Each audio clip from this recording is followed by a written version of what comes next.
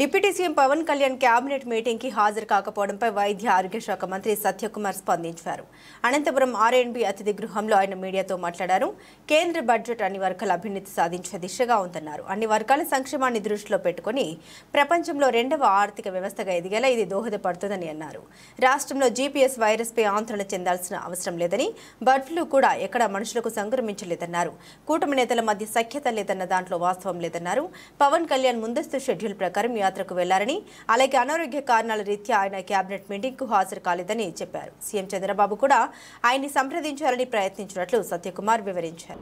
ప్రచారం అన్నారు మీరే, అది దుష్ప్రచారం, అది దాని కాస్త కలపాలి మీరు, అది దుష్ప్రచారం. ఎందుకంటే మొదలైనప్పటి నుంచి ప్రతి క్యాబినెట్ మీటింగ్లో ఉన్నారు, ఉప ముఖ్యమంత్రి గారు ఉంటా ఉన్నారు. నేను ఒక క్యాబినెట్ వెళ్ళలేకపోయాను, ఇక్కడ ఏదో కట్టిన గుడి ప్రాణప్రతిష్ఠ ఉంటే ఆ రోజున వెళ్ళలేకపోయా. ఉదాహరణకు చెప్తాను, నేను ఒక పార్టీని రిప్రజెంట్ చేస్తున్నాను కాబట్టి వీరి ముందు నుంచి ఉన్న కార్యక్రమం వారికి ఆరోగ్య కారణాల దృష్ట్యా కూడా వెళ్తున్నారు. రెండోది వారు ఏదో తీర్థయాత్రలు పెట్టుకున్నారు. క్యాబినెట్ ఏంటంటే మాకు 3-4 రోజుల ముందు క్యాబినెట్ ఉందని తెలుస్తుంది, కానీ ముందస్తు ప్రోగ్రాములు ఉంటాయి అంతే తప్ప వేరే ఇది లేదు. ఆయన ఏమన్నారు, ముఖ్యమంత్రి గారు చెప్పింది ఏంటి, ప్రయత్నం చేసే అన్నారు. దాంట్లో వేరే రకంగా వేరే కోణంలోంచి చూడాల్సిన అవసరం లేదు. అటువంటి ఏమీ లేవు. కూటమిలో నేను ప్రధాన పార్టీలు 3 పార్టీల్లో నేను ఒక పార్టీని రిప్రజెంట్ చేస్తున్నా, అటువంటి ఏం లేదు. కూటమిలో ఆ సఖ్యత ఉంది, అన్ని కలిసిమెలిసి నిర్ణయాలు తీసుకుంటున్నారు. ప్రధానంగా ప్రతి విషయం మీద కూడా ముఖ్యమంత్రి గారు ఉప ముఖ్యమంత్రి గారితో చర్చించమంటే నిర్ణయం తీసుకుంటున్నారు. ధర్మంలో అసలే లేదు, బయట లేదు, ధర్మంలో లేదు. ఇవన్నీ దుష్ప్రచారాలు ఏం చిన్న ఇప్పుడు ఏదన్నా రాజకీయ పార్టీల్లో సైద్ధాంతిక విభేదాలు ఉంటాయి. ఏం మేము ఒక దీని మీద వచ్చిన వాళ్ళం కాదు, కామన్ మినిమం ప్రోగ్రాం పెట్టుకొని వచ్చాం, కానీ ఎవరు సిద్ధాంతాలు వారివే. ఇవాళ వైఎస్ఆర్సీపీ పార్టీలోంచి కొద్దిగా మంచి వాళ్ళు మిగతా వాళ్ళలాగా అందరినీ కూడా ఒక ఘాటను కట్టలేం కదా. అటువంటి వాళ్ళు ఎవరినో వచ్చినప్పుడు కాస్త వ్యతిరేకత ఉంటుంది, క్షేత్రస్థాయిలో వ్యతిరేకత ఉంటుంది కార్యకర్తల్లో.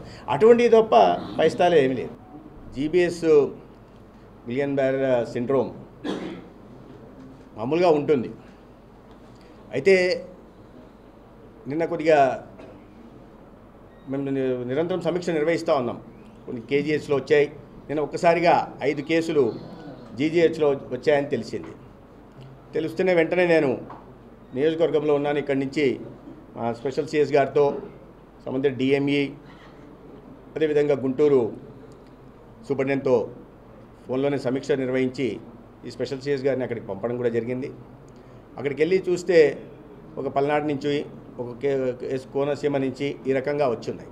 అయితే దీనికి ఏమీ ఆందోళన చెందాల్సిన అవసరం లేదు. ఎందుకంటే ఇది అంటువ్యాధి కాదు, ఒకరి నుంచి ఒకరికి సంక్రమించే అంటువ్యాధి కాదు.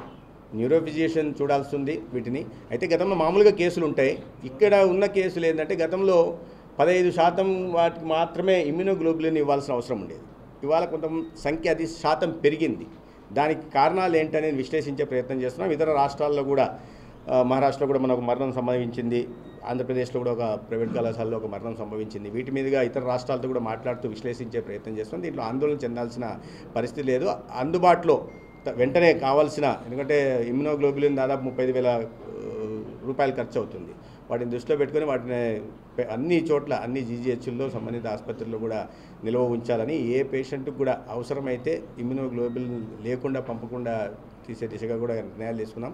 ఇది ఆందోళన చెందాల్సింది లేదు. ఎందుకంటున్నా అంటే ప్రపంచవ్యాప్తంగా ఈ జీబీఎస్ అనేది 1-2% ఉంటుంది. 1,00,000కి 1-2%. మన దగ్గర ఇప్పుడు అన్ని కేసులు కనిపించట్లేదు, ఒక 17 కేసులు మాత్రమే కనిపిస్తున్నాయి.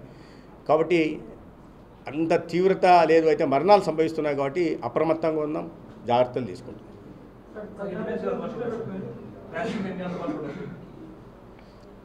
వ్యాక్సిన్ ఈరోజు అందుబాటులో ఎన్ని ఉన్నాయనే సంఖ్య పెట్టలేదు, కానీ వెంటనే ఇండెంట్ పెట్టేసి త్వరితగతిన తీసుకోమని చెప్పాం. వ్యాక్సిన్లు తక్కువ ఉన్నాయి. వ్యాక్సిన్లు అంతా అంటే మేము ఒకసారిగా దీన్ని అప్రమత్తంగా ఉంటున్నాం.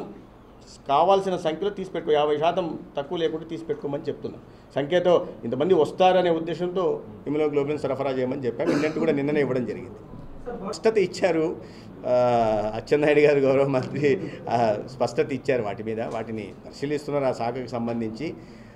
అంటే కొన్ని చోట్ల అధికారులు చెప్పడం కూడా జరిగింది, కొన్ని నాళ్ల పాటు చికెన్ ఈ పెరుగుతున్న దృష్ట్యా తినకుంటే బాగుంటుందనే విషయం చెప్పడం జరిగింది. వారు స్పష్టత ఇచ్చారు.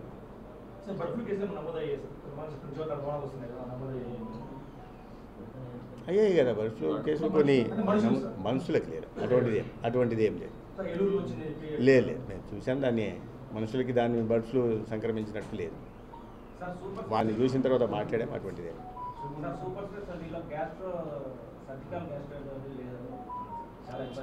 చాలా అదే సమస్య ఉంది, చాలా కొరత ఉంది. సూపర్ స్పెషలిస్టుల కొరత ఉంది, స్పెషలిస్టుల కొరత ఉంది. నియామకాలు చేపడుతున్నాం. ఇప్పుడు వరుసగా నోటిఫికేషన్లు ఇస్తున్నాం. కింద స్వీపర్ దగ్గర నుంచి ఎఫ్ఎన్ఓ నుంచి, ఎంఎన్ఓ నుంచి, పారామెడిక్స్ నుంచి, ఫార్మసిస్ట్ నుంచి, నర్సింగ్ స్టాఫ్ నుంచి, మెడికల్ ఆఫీసర్ దగ్గర నుంచి చివరికి సిఎస్ వీళ్ళని కూడా తీసుకుంటున్నాం. మొన్న ఈ ఇన్ సర్వీస్ కోటా నుంచి కూడా బయటకు వెళ్ళిన వాళ్ళు ఒక దాదాపు 300 మంది వస్తున్నారు. వాళ్ళ నియామకాలు కూడా వాళ్ళు వచ్చిన తర్వాత వాళ్ళ స్పెషలిస్ట్ దీనిలోకి పంపిస్తాం. నియామకాలు చేస్తున్నాం. అసిస్టెంట్ ప్రొఫెసర్లు, అసోసియేట్ ప్రొఫెసర్లు, అసిస్టెంట్ ప్రొఫెసర్లు కూడా నియామకాలు చేపడుతున్నాం. కొరత బాగా ఉంది, అన్ని చోట్ల కొరత ఉంది. వాటిని తీర్చే దిశగా తీస్తున్నాం.